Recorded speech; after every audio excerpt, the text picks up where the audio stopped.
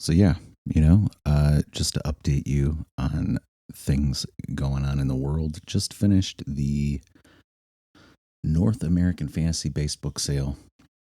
We'll get the numbers out on that before too long here. Additionally, next week, Writer's Block Workshop, we're talking about starting a new writing project applicable for all of us. I'm in the middle of 4 of them. Less than passively, more in different states of passivity. Also, tomorrow, Film 3 Space with Chris Hackett. We do it every Thursday. More than welcome to come and hang out. We've got an interview tomorrow. I've also been posting up daily little facts, videos from history, you learn a little something. It only take you like 5 to 15 seconds a day, and you learn a brand new fact every day on your timeline, no charge. Last little piece of new business, Bloody Sepulchre, it's out. I'm going to leave it at $1.99, in fact, for the remainder of this week. I'm waiting on the audiobook to come out. It has already been published to a few platforms, but it is not yet out on Audible, which is, for me, one of the key, crucial sort of platforms. So I'll do more promo around that once it's made available. I expect that will be by Friday. You never really know. I've had it get approved in as short as 7 days, typically no longer than 10. So hopefully, that would be Friday of this week. I got it in on May 2nd. I was a little behind on some of that stuff. Not behind. It was a big production. It took a lot of work. It's only like half an hour of reading, but more broadly, it has an audio drama production, which had about 100 sound effects and like 8 different tracks of audio, kind of not always running concurrently, but at times running concurrently. I also had to mix down. It was up to 12 channels, which is kind of a lot, but I mixed some of those down just to simplify the process, bounce them down to stereo, as we say, so that I could work with them as one kind of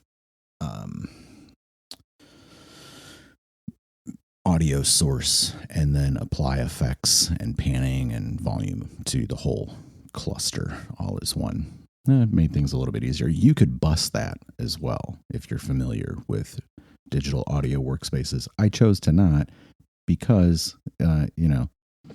things will move slightly. Sometimes you bounce things around as you're doing the production and make slight adjustments. So I wanted to be able to move all that stuff or nudge it slightly as I was going. But yeah, it is done. It is out. I will be promoting it as soon as it's up on Audible.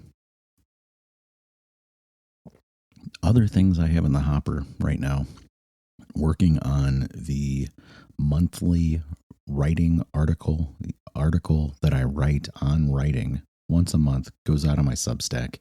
If you are connected over there or you have a platform, you could get it delivered right to your email inbox once a month. Again, no charge. Look at us out here. We're just giving away the sauce for free in the grand scheme of things. Some of the other things I'm working on, I've got another short story that is, long tail that'll come out next year.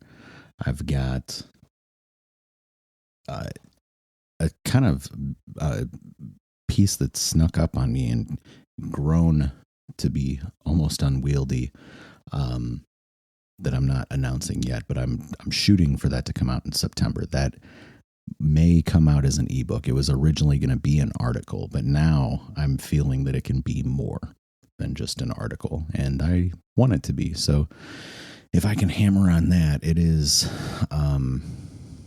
somewhere around It's over 2,000 words right now, and I'm guessing it'll be about 3,000 to 4,000 when I'm finally finished. It's a little more, it's nonfiction. It's a little more journalistic, expose, essay-ish in that sense. I'm trying to think of the last thing I got here, or last two things I got here on my agenda. Oh, yeah, working on intro bookend chapters for the paperback that will come out this fall. That's in decent shape, but I've really got to start to hustle on that. And then Anunnaki is going to come out as an ebook next month and an audiobook. So I've already tracked that and have begun the audiobook production. I'm going to try and get that sealed up over the next 2 weeks. I don't want to be 2 days late on it as I was this month. So I'm going to go into double time mode as soon as I finish this writing article this week and get that ready for release either Monday or Tuesday of next week. So it'll give me basically 2 weeks to get that in shape, which should be no problem. It is quite short. It's only going to be 6 minutes, I think 5-6 minutes per side, which is to say it'll have narration only and audio drama production as well. It's not going to be anywhere near as involved, but yeah, nice short little conversion of the AI film short I put out in February and added a little bit to it just to kind of round it out, convert it. Because, you know, when you put something on screen, things are occurring on screen that might not be happening in voiceover or in text. So you gotta bring some of that onto the page as it is. Been very heavy into audiobooks this year, not only as a listener, but as a producer and, you know, perhaps a critic. You know, here I am listening to Heidi's chapter by chapter as well. So what's up? I'm eating something. I'm eating it's lunchtime here in the Golden State. So that's why I wasn't like coming up, but I felt bad for you. Well, you don't have to feel bad for me, you know. I'm kidding. You know, you can leave me to hang out to dry in the sun like that, you know. It's fine. I don't even know. No, I've been because I'm back now. She's back. So I have to get to it. No, I've been downloading all your critiques of the chapters, the audiobook stuff. My God. And I took a moment to, I just want to thank you because I realized how much time you're having to spend listening to this. It's literally a 1-to-1 translation. However long the audio track is, that's how long I have to listen. This is true, but it's still overall, it's, you know, probably, I'm guessing it's going to be maybe 16 hours. Still, it's feeling long. It's like a whole week's part-time job, right? I mean, I've been doing it at least one chapter a day, most days. Yeah, and they're not bad. And it's been for a while. So I'm like in the last handful of chapters, I think now. Maybe 6 chapters or something left, 7 chapters. So I've got to catch up to you. Well, you know, that's on you. Well, I'm not going. You're going to finish before me, which is good since you're beta listening. Oh my God, it's a lot. It was a big ask, I realized. So thank you. It's fine. We're making our way through. Yes, we are. So what are we talking about? I just kind of came in while you were discussing your projects. Well, you came in to discuss your project is what I'm perceiving. Oh, okay. Sure, I can do that. No, well, that's one project. Obviously, it's pretty straightforward project. The other one is I got to get the and here's a question for you guys. So first, I got to get the terms of project. I'm inserting some stuff into Jack's house too. You're putting more into that? Not tons. Oh my word. Enough to ground it. It's around 23,000 words right now. Good Lord. I know. What can I say? It's supposed to be a short story. Stubborn. I'm so stubborn. I'm a really stubborn individual. So I'm gonna ground that sucker. So I think, you know, you have to be a little stubborn sometimes when you have your vision. It has to be what it has to be, right? But here's the thing. So I noticed this when I was in KDP. Mhm. There's a contest. Amazon's got a contest they're running. Do you guys know about this? Like, we're gonna. I saw it. You saw it. What do you think of it? What? I don't know what I think of it. I mean, I think it exists. I'm probably not going to participate in any of that. Yeah, I'm not sure what I want to do, and I'm also it's confusing the heck out of me. Is it like, does it have to be published within the period the contest starts, or can it already exist? I have no idea. I didn't look that closely. I sort of did. I mean, obviously they're gonna decide something they can sell. Yeah. I mean, I'm not going to do anything new for it. I can tell you that much. no, I'm not. I'm just curious if anyone's had any experience with any of this stuff and what they think of it. I don't know if they've ever done this before. I feel like this is a new thing that they're doing. I don't recall ever seeing it before. But that doesn't mean that it wasn't there. I mean, it really, if I'm looking at like the first 3 or 4 years of when I was putting out books, I was only doing one book a year. And it was always kind of in the second half of the year, really the last third of the year is when I would really be kind of paying attention to KDP at the bookshelf area of the platform. So, like, it's only, I would say, in the last year and a half that I've been kind of poking around in there on a, I don't know, bi-monthly basis. This year on a monthly basis, because I'm oftentimes putting out an ebook along with the audiobook. So, your guess is as good as mine on that. You might look it up and see if there were other contests in the past and see what competed, what won, and, how to be competitive and potentially win amongst the competition there. I can't really offer too much insight on it. I will say I'd noticed that it's pardon me. When you click on the English one, you can do it in different languages. The English one is in Britain. It's in the UK. It takes you to the UK Amazon site. So it's not actually in the States, which is interesting. But I'm just throwing this out. I don't know if anyone knows about it, has any ideas. Maybe someone wants to look into it, and maybe I will. I don't know. I'm not sure what I think of. Well, I mean, I can pull it up right now while we're talking. We can look. What? I said I can pull it up and look more closely I don't know if it's, while we're talking.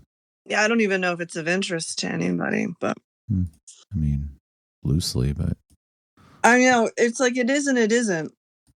Basically, you're entering a contest. It can't be it is and it isn't. It is if it is, Well, it basically, what I saw was you're entering a contest. I'll read it to you. Submissions are open for our 2025 KDP Literary Prizes.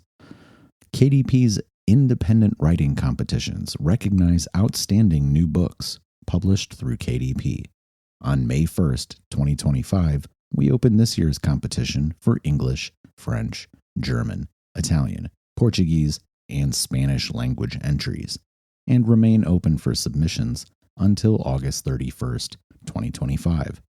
Participation rules, prizes, and selection processes vary by language. Please refer to our contest pages for specific rules by language of entry. Good luck.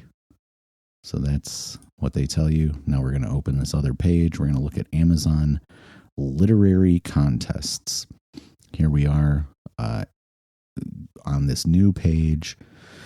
We're looking at it. To confirm your book is included in a contest, go to the contest page from the list above. Enter your book's ASIN in the search bar with the contest name from the browser's drop-down menu. If your book was selected, it will appear under the contest name in the search bar. So they are entering contests, to enter your book needs to be published, meet the criteria listed. It sounds like they automatically select this stuff. I don't think, I thought when I looked at that again, it looked like, you enter it and then you can confirm that it's been entered with the ASIN number. That isn't what I'm understanding. Well, I see your point, because it's confusing. It's not. Clearly written, ironically enough, right? I don't think that there's any way of entering it. Either you are entered or you aren't, but you have to write. We're showing you items that dispatch, they dismiss. Okay. Is open to writers publishing English in any genre. Okay, publish their work. Readers play a significant role. Go to my bookshelf. All right. Enroll in KDP Select as well. So those are the requirements. Publish during the entry period, May 2025 to August 31st, 2025. Add our keyword to your metadata. So storyteller UK, as it turns out, 2025. Publish in ebook and paperback. So you got to be on both. And then enroll in KDP Select. So those are the 4 requirements. It sounds like regardless that you're gonna if you go through that, yeah, then you're gonna get entered. And it shows the other finalists from last year, from 2024 as well below that. Yeah. But the other requirement is that it not be published or, have the rights owned by anyone else. So it's definitely for people. So it's kind of like American Idol is my best comparison. It's like you sign a contract to go on American Idol, and if you win, your recording contract is owned by them, kind of thing, right? Does that make sense? That's what it looks like to me. I mean, no, at face value, no. But I would say, long term, I would guess that, like, in some capacity, they want to be able to develop from within. That being that, like, if I had to guess, let me finish what I'm going to tell you here. Is specifically what I just described. They want to make sure that the material is for the rights owner. I'm not, of course. And let me tell you why. So this is what a lot of the speculation has been for the last 3 or 4 years around KDP in service of Amazon Prime. So if you are published with somebody else, right, then you're working with an agent, a publisher, potentially multiple agents who would be selling your book rights, not only internationally, but potentially to get it converted into film. So they are operating as a studio for Amazon Prime via MGM, which they also purchased. So if your IP is already in discussion outside of their purview, outside of their control, well, then that makes it so that potentially they are going to have to deal with bidding or competition or whatever. So while to a degree, I think that there's part of this A&R side of things where they're trying to bring up talent from within and to also kind of seal it up without having to deal with any sort of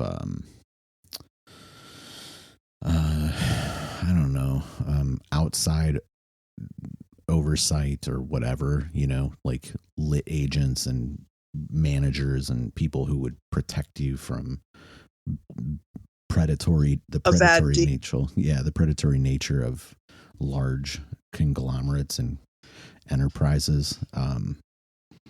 The other side of that is, like, if they can spin up talent in their own system, and this has been going on for 100 years or more, really. If they can spin up talent from their own system and have exclusivity on it, well, that's pretty standard across the board in general. You see that over at Disney's been doing that for decades.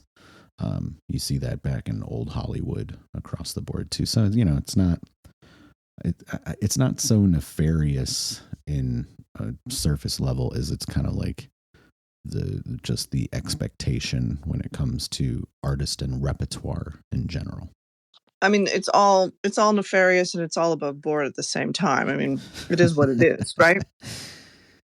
But no, what I did read is they're doing kind of exactly what you said. They want to set up a deal. So they have a 30-day negotiation period with you if you win or something. Or even if there's another caveat in there, even if they decide that somehow it's marketable. And they're pretty clear about the fact that, from what I read, that they're looking for how many sales you have on your books currently or that kind of thing. They're looking to see, Oh, yeah.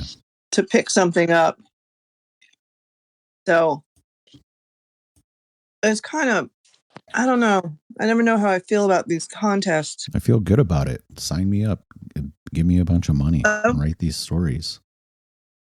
Okay, you do it then. You know? Go for it. Well, I'm not gonna have anything out that meets their criteria within the time frame. Like, it's not gonna happen for me. That was the only thing that was I was unclear about. Does it have to be published within that time, within now and August 31st? Is that the thing? Yes. Okay. That's what I wanted to be clear about. But that's how you read it. All right, cool.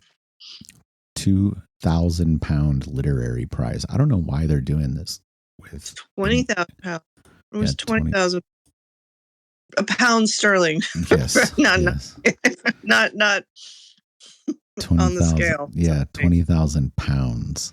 You're just gonna get, generic poundage. Doesn't even matter what kind it is. They're gonna give you. What's the exchange rate? It's good. It's probably closer to like $35,000, something like that. No, I wouldn't. No, I wouldn't say that. I don't know what the exchange rate is right now. It'll give you, I think, maybe like 25 or 26,000 ish, and I'm roughing it. I'm spitballing here, but it's not going to be 35,000. Just so you don't get your hopes up that far.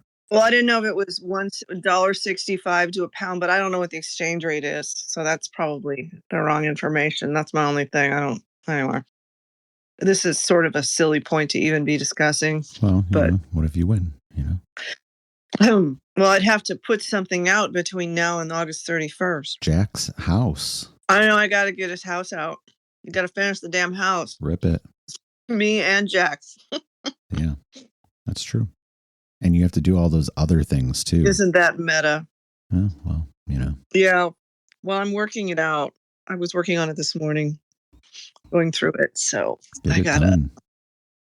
We're waiting on the next draft. I'm going to read the next draft. I know. I gotta go through it one more time. So me too. Yep. It's a fast read. Matt was reading it on the plane. My husband was reading it on the plane. What did he say? He got to winter. Oh, he got right to winter and then dropped it, huh? He got right to it. No, he got right to where after he kills the guy. Nobody's read this. If anyone wants to beta read the next version of it, let me know. So, Michael's giving me pretty much input. I hate throwing it at people because it's actually a pretty fast read. Yeah. It's not it's pretty clean, I think. Well, it's easy to read. Yeah, it is. It's pretty easy to read. So, I mean, one hopes that people get better at these things as the more you write. That's the goal, right? Well,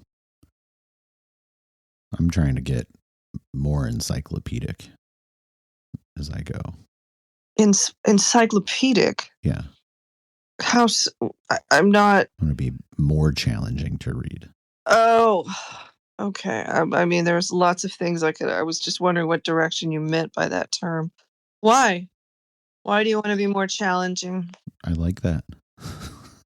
You like? Okay, good enough reason. Yeah. Why not? That's what I like. They say you got to do the things you like. You have to create the things you like, and that's what I like. So that's what I'm creating. Fair enough. I think, that's a good point, right? I mean, we are our first reader. I mean, having seriously sat down and started writing has ruined television for me. I can barely stand watching it anymore. Brutal. Every time I read a sentence, I'm like, fire. That was just, I crushed it on that line. Yeah, when you enjoy it, it's like you're your first reader. It's like, I love that. What's that line? It's like, decide who your reader is. Who's your first reader? Who are you writing the story for? It's like, well, I'm writing for me, right? I mean, that's the true answer to the question. I don't always feel that way. Is I'm my first reader. I'm not writing this per se for everybody else. I feel that sometimes. And I would say, like, if I get that feeling a couple of times out of anything that I work on, that's the ideal, you know? Like, every line isn't going to be a banger, you know what I mean? But like, if you get some out of it, then that's pretty good. Ricky, what about you? Where are you at? What are you working on? What are you doing today? Bought a cat, actually. But you bought a cat? No, I have a cat. Oh, cad. Yeah, his name is Boo Boo Feets. What I did is I just bought him a lion mane hat. Nice. So he's gonna suck wind later when they put that on him for a photo shoot. I've already been softly threatening him with that. It's adorable. It's like ridiculous. It's on the kitchen table, and I don't know. Maybe I'll put a pick up. But no, I wrote 600 words this morning for Draken Volume 2, Chapter, I think, 32, or whatever it is coming up to the Obscurity War, which will be 10K of mind-melting violence and power. So I'm looking forward to that. Hell yeah, brother. Yeah, I'm looking forward to that. And I'm just drawing this beautiful property in Marlboro, New Jersey, and chatting with you. Yeah. I love contests personally, but I don't really have a lot of material for that sort of thing. I'm infrequently inspired by just a contest. I would love to do them more on Mount Timeless. Like, that's the eventual goal as we gain in numbers and success, that we would do things like that. Back on 420. Whoa. Yeah, I guess that was their mindset over at Taco Bell Quarterly. Because they had they opened their submission for like Flash. I think it was like you could be 4K, you could be 10K, you could be like whatever, but you have to write a story. There's obviously, you can't be snuffy or splattery, but it can have like almost any feature you want in it, and it had to mention something about Taco Bell. So I wrote this 1K thing and submitted it back on 420. I'm still waiting to hear from it.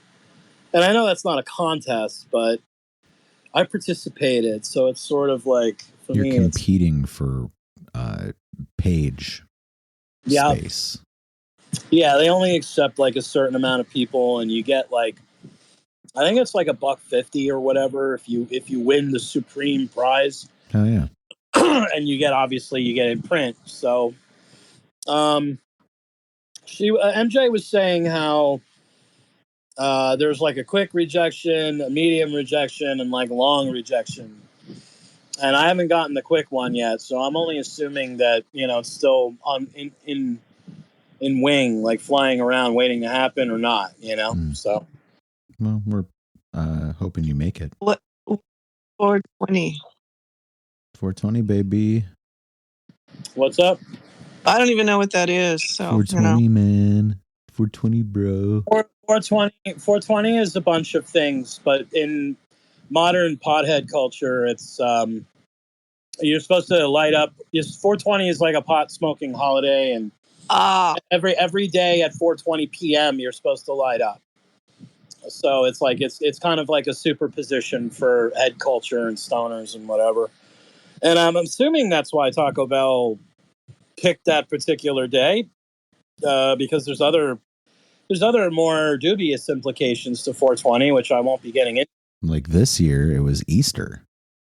Yeah, and it's other things too. I mean, that culture is fairly fairly turbulent. And you never really understand what the hell's going on exactly. So I don't know. But I don't know. I wrote this little thousand word story about this punk who goes to Taco Bell, and he goes to eat, and he's eating his last cheesy gordita crunch, and then this creature comes into the parking lot, into the restaurant from another world, and it's just like, oh, I see you have a taco. I should really like to have some of that. And the punk's like, I don't know if I want to give this thing my taco, But by doing so, he saves the world, and it's a dinky little thing, but I like it. I thought it was cute. You gave me an idea for a story that I would potentially write for Taco Bell Quarterly, but I guess I'll have to wait for the next quarter. Yeah, whenever they open the submission up, I forget. It's not this frequent thing anymore. It used to be more so, but I guess less quarterly. Yeah, I mean, maybe it's quarterly, but the way they were acting was like they were opening up the gates of Castle Grayskull to let us in or whatever. Like it was a big deal. So I guess we'll have to say. But what's your idea? Are you still outlining and muse flashing and whatever? Oh, you just gave me the idea. So like, the flash happened right now. That's now, literally. Yeah. And it would. I love it. It would revolve around what was my favorite Taco Bell product. Well, don't stop there, Michael. What is that exactly? Well, it was the double decker. Oh yeah, I lament its loss. Yeah, true, hard loss. We were bereft that day. The double decker taco supreme with beef was an old favorite of mine. I tend to embrace what I call the higher evolutionary taco, which is the cheesy gordita crunch. Interesting. I find it to be and it is technically a double decker configuration of taco. It doesn't do like it does the hard inside and the gordita outside bound with cheese, whereas in spirit, though not in name. Yeah, no, purely in spirit. Because the original one was a soft shell bound with beans to the hard shell, and then they stacked everything else on top. I used to rock those things left and right, believe me. Oh, yeah. Yeah, the Santa Fe chalupa, when they had the Santa Fe sauce, they eliminated that like forever ago. Yeah. I thought that was great. I'm sorry this is turning into a Taco Bell, but you have to understand, everyone, that I'm like literally chemically addicted to this food. Well, it's also relevant. Yeah, well, we are technically talking about writing, but I'm slipping farther and farther away from writing and starting to get hungry. So you know how that goes. You can't eat books. It's not Dungeons and Dragons 2nd edition after all, so you can't eat books. But wait, what does that mean? There's this old spell from 2nd edition D&D called Devour Knowledge, where if your character cast it on themselves, they could literally devour a book, and they would take on the expertise of the book. Yeah, I don't know. I'm filled with all sorts of doodads and dubious information, so I'm sorry. Yeah. Well, sorry. I was yawning. It snuck up on me. Uh-oh. Do you need some coffee, or do I need to change the subject? What's going on? I've been up for a while, so it's that point in the afternoon is what it comes down to. It's not my interest in your narrative, which I'm glued to, if we're being honest.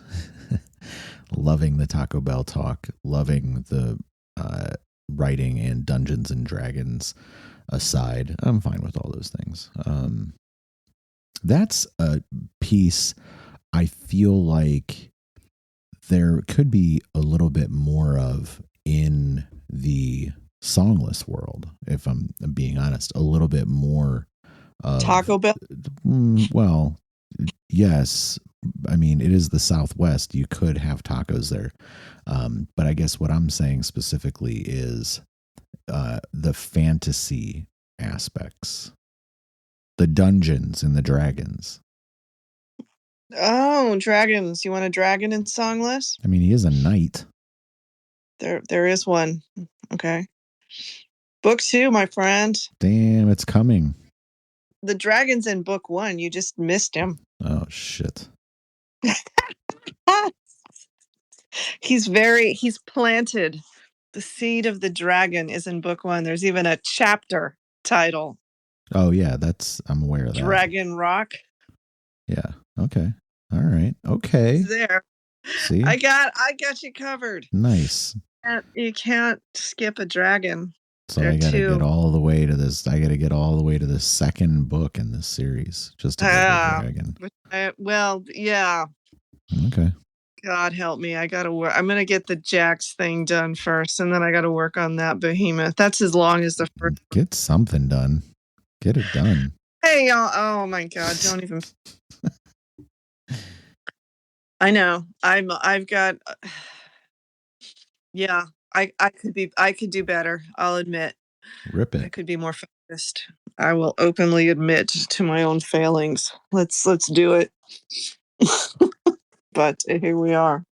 Yeah, I mean, I'm having a Coke Zero right now. Coke Zero. Yeah, Coca-Cola. I don't know how that spins into writing, but it doesn't. It doesn't really at all. But I suppose it could. You would think that. Yeah, the 420 thing's probably not for me. I didn't even know that. But wow. not my. It's what kind of my a favorite. San Francisco hippie are you anyway? I tried to skip the San Francisco hippie thing. When you've been around the actual San Francisco hippies, you really want to not be associated with them.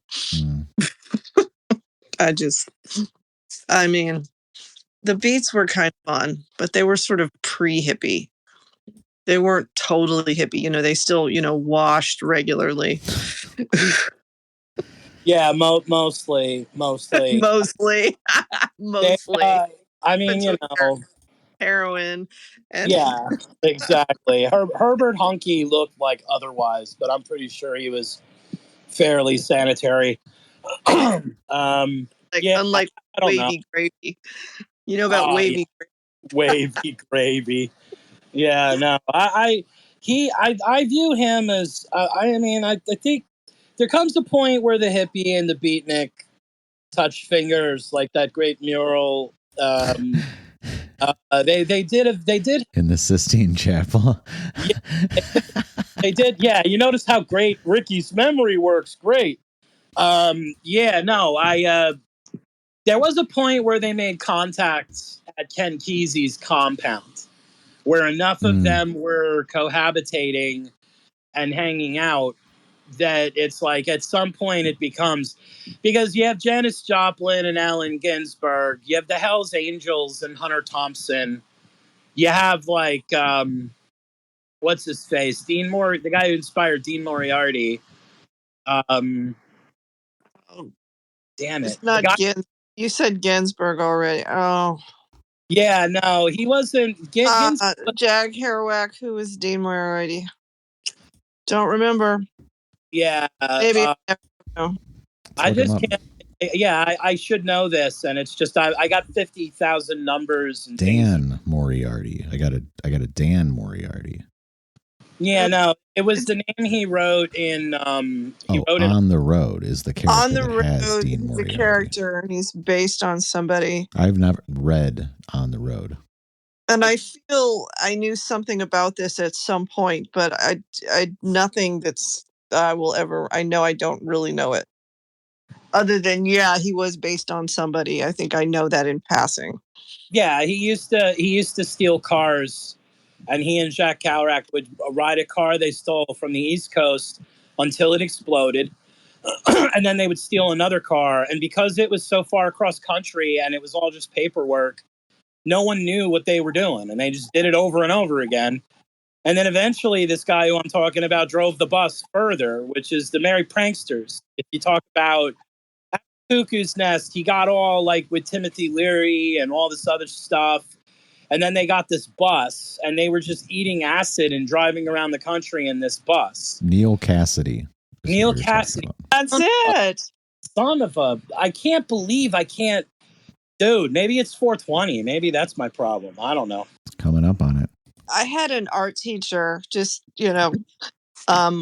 when I was in college. I think he ultimately got fired. He'd worked with Arneson, so he kind of had a claim to fame. His name was Mark.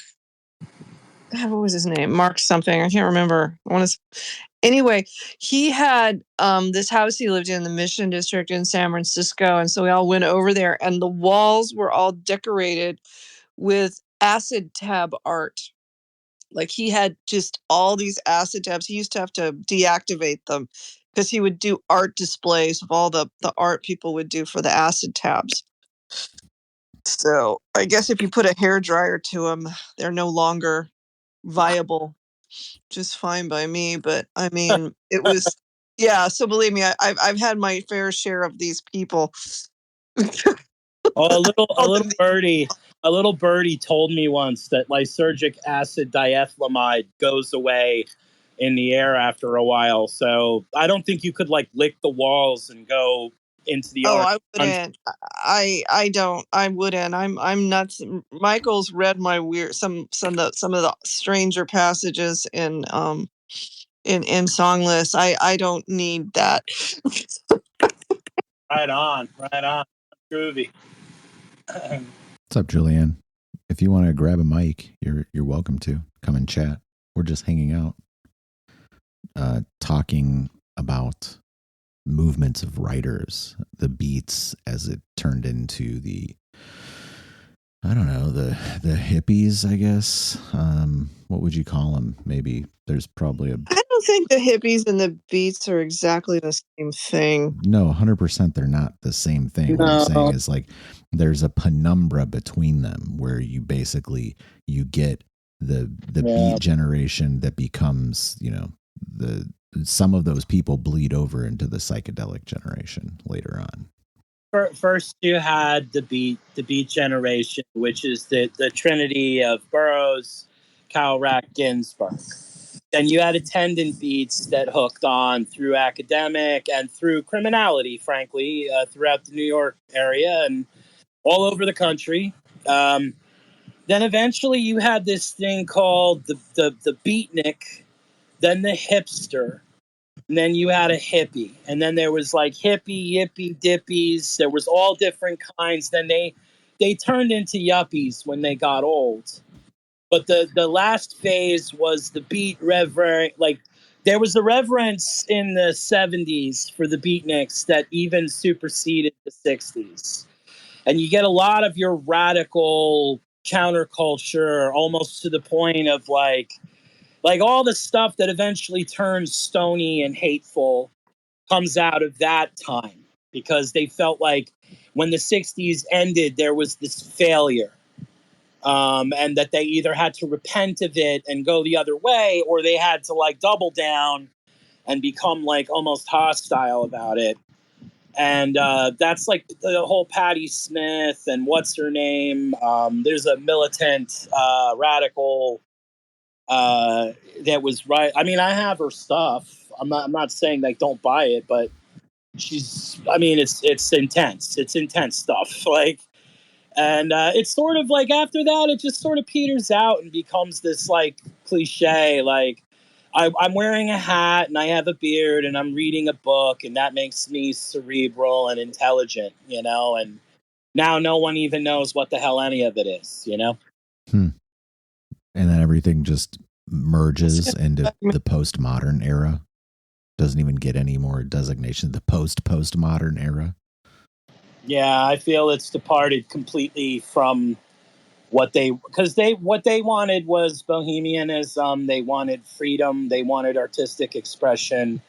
Some of them wanted more, but there wasn't this like universal thing. It was about reading great works, writing great works, reading the works you wrote. Like the City Lights bookseller and the poetry readings that were contemporary with Howell's publication and things like that, where they all got together and they were drinking red wine and reading the poems. It was all very animated, and I was greatly inspired by that when I was younger. Well, everybody kind of liked the Beats. I mean, they're just sort of they were fun until you kind of really found out how much fun they were not. How much fun were they not? They were kind of awful people. Like William Burroughs killed his wife. Is that true? Oh yeah, that's a fact.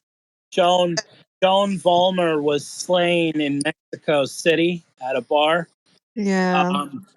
He was blind drunk, and so was she. Frankly, she used to drink. I forget what she drank, but in the morning she drank an entire bottle of hard liquor even before she got her day going. They were both like, I guess the term is raging alcoholics. Although I don't like that term very much, but she said to him Which part? it was in a bar in front of many people. She took a glass and she put it on her head. And she said, okay, it's time for our William Tell routine. And without missing a beat, as if it was planned, he produced a handgun from his pocket and he took aim, and he was a shootist normally, but he literally was so drunk there was no hand to eye relevance, and he slew her. And it was this huge thing. He fled. They were trying to extradite him, and he was fleeing from country to country. And needless to say, he was racked with remorse and guilt. But it's like, tell that to her mom and dad, bro. Like, you know what I mean? Like, you could feel bad about it, but gee whiz, you know? This is a new story to me. I've not. You didn't know this? No, I haven't crossed paths with it. I don't study the Beats perhaps as well as I ought to.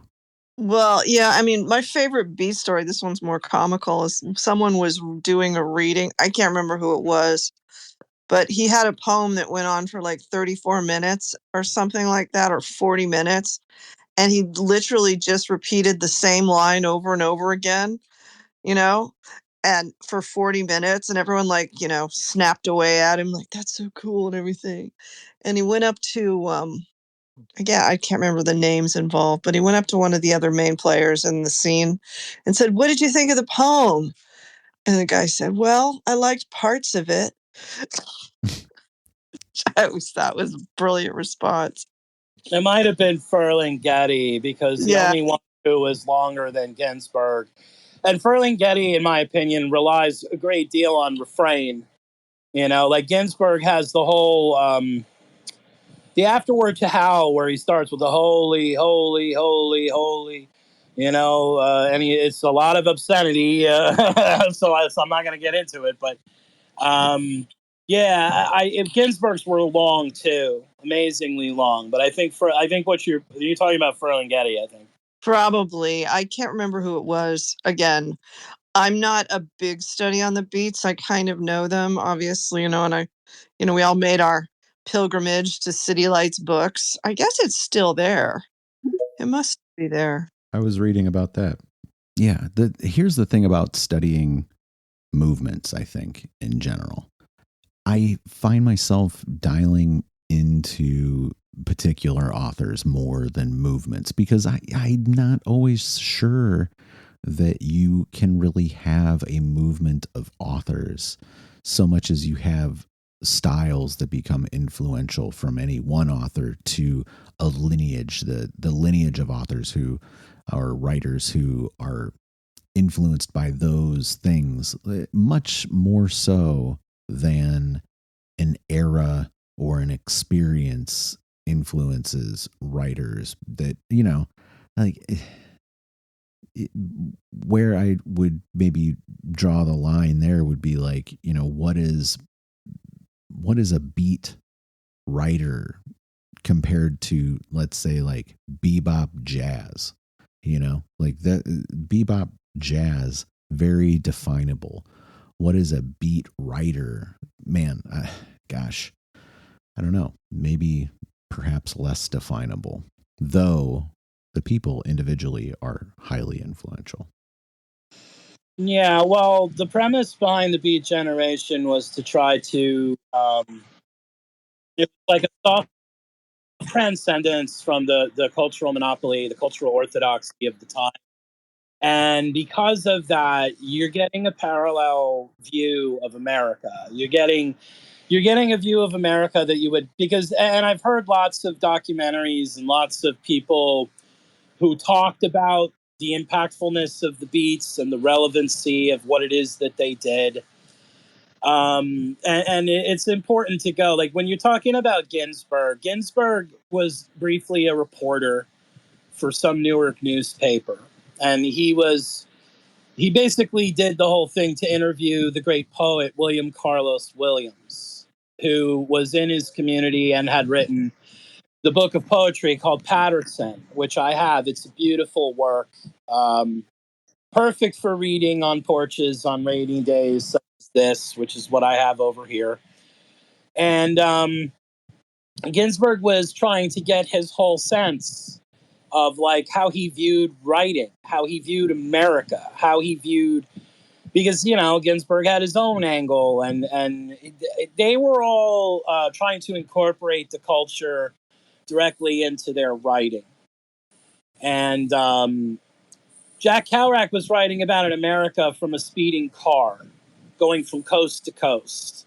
Or in the earlier stuff, he was doing boxcars. Like, he would hang out with flops, like people who don't see people for like days or weeks at a time because they're traveling around trying to hustle. They don't got a job. They don't have a place to live. They literally live in boxcars. They're eating baked beans, camping on the side of the road in the middle of nowhere. Hobos and tramps. Yeah. And it's like, those people were, to the culture of the time, those people were an atrocity to be avoided. They were like, why would you ever care about something like that? Why don't you do something decent with your life, is what they would get. And the Beats attitude was like, this is decent. Like, who are you? Like, if I want to do this, like, who are you? It's a huge blast of nonconformity is basically what it is. And it deviates from there. I don't know. I always wanted to be in a writing movement. Like, that's why I study them. I studied the Inklings. I studied the Beats. Any kind of salon culture where artists were getting together to share their creative work and try to market their material. I'm there because I'm trying to recreate that. I don't know if that'll happen or if it should happen. Well, aren't we, in a sense, informally, perhaps, a movement of writers? The internet makes it so, but these people did it brick and mortar during the 20th century, during some very, very conformist and oppressive times. I've had groups on here that are very, very, they mean a lot to me, and I've done, like, I feel like it's collaboration is the key, like at least bouncing ideas, but even like co-writing works, and I think getting together and going over process and self-expression, I think, benefits whoever's doing it. But maybe I'm a goose. Maybe I'm wrong. No, I agree with you at a fundamental level. Until it gets to the point where, say, like on the art community, where they start discussing, like, well, what is art? How do you, is this art or is this craft? I don't care about that conversation, and I don't find it to be had by writers in the analog sense, where like writers aren't asking, is this writing? Like, are there words appearing next to each other? Then we have writing. Whereas if you put enough artists together, eventually I feel like, is it art? Is this an art? Is that good art? Like, oh my God. Yeah, well, that's part of what their crusade was, because the whole point with the obscenity trial was that the moral majority, quote unquote, was telling them that their work was not art, and that it had, quote unquote, no redeeming value, artistic value to society. And they resented that, and it wasn't true. But with a case like Naked Lunch, that book is basically insane. And most societies, the quote behind that book is that no society can survive naked lunch. Like if that became mainstream, they feel like it's just pure cultural degradation. I don't agree, but back then it's easy to see where they were coming from, you know? Sorry, Heidi, I didn't mean to step on you before. I'm a real goose when it comes to these beats, you know? No, you're good. You're good. I don't even, clearly whatever I was going to say, I don't even remember. So I mean, again, it's not my forte. I mean, I know them, but I don't know them on the level that you do. But yeah, I don't know. For the art thing, I just wanted to say, I think the artists who do that are the postmodernist artists that everyone's having a conniption fit about, and I'm not a big fan of it. The guys with crayons and sandbox and in buckets full of sand they dump over and everyone applauds. It's not only them, because it goes even to like Warhol, and it's a conversation even today. Well, I'm not talking about Warhol. Warhol's one of them. Well, see, but now we're falling into the trap. No. I'm talking the concept of aesthetic classical art. You can't deny that that's art. Well, that's not see, by trying to avoid the conversation, we're having a conversation.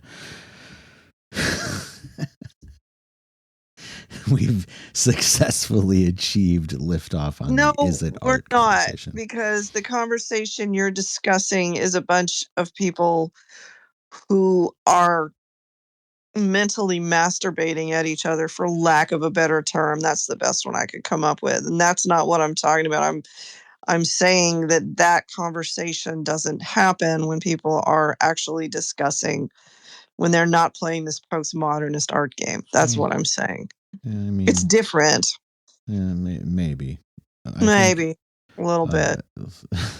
I scared Julianne away. I will argue with you. Well, I mean, you'll argue and be wrong, but. Oh, okay. Thanks for clarifying that. Appreciate it. It's fine. No. Either everything is the art or it's not. You can't draw those lines. But that's my point here. Being is. It's not a dialogue you find on the writer side of things. With the visual artists and the media artists, you get that almost inevitably ad infinitum. But on the writing side, our argument is what qualifies. What should we be writing? And the fight, all of them, is it's like, oh, you can't write this or you can't write that, or you have to have this type of character. That's the kind of thing we're doing. It's sort of the same thing. It's just presented in a different context. But I would say that it's that same idea. I don't know. Yeah, I would say it's a very similar idea. It's a fair analog. Well, for today, we've been at it for an hour. Are there any closing thoughts? Any last words or comments that anyone here has today?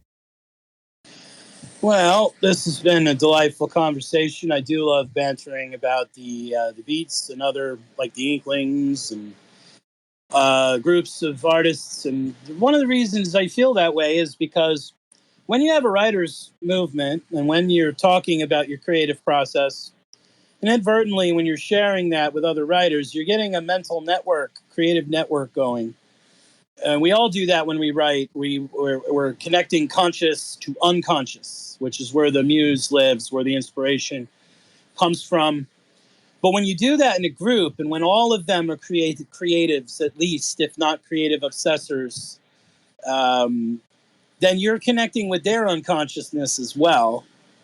And to me, that's almost nothing but benefit to do that.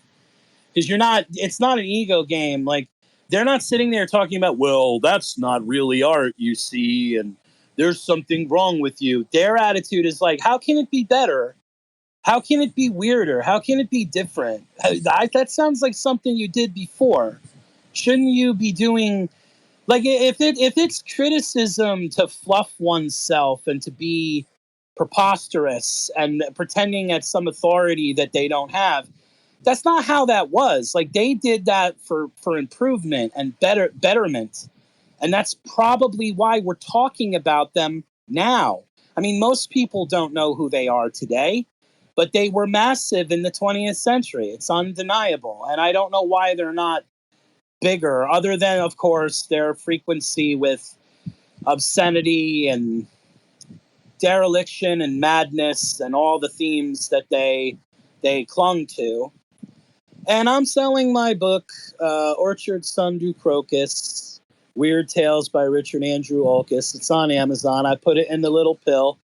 Thank you, Michael. Thank you, Heidi. Thank you, the great ether, the transcendent force. Thank you. Thank you, Jesus. Thank you, Buddha. All those wonderful things. Thank you. Hey, this has gone well. And enjoy the rest of your day. Remember, we are now into day 4 of the May Grand Sumo Tournament. You can catch all the action on NHK World. English language, Japanese culture programming broadcast around the world 24 hours a day, 7 days a week via Roku or the internet. We'll talk again before too long.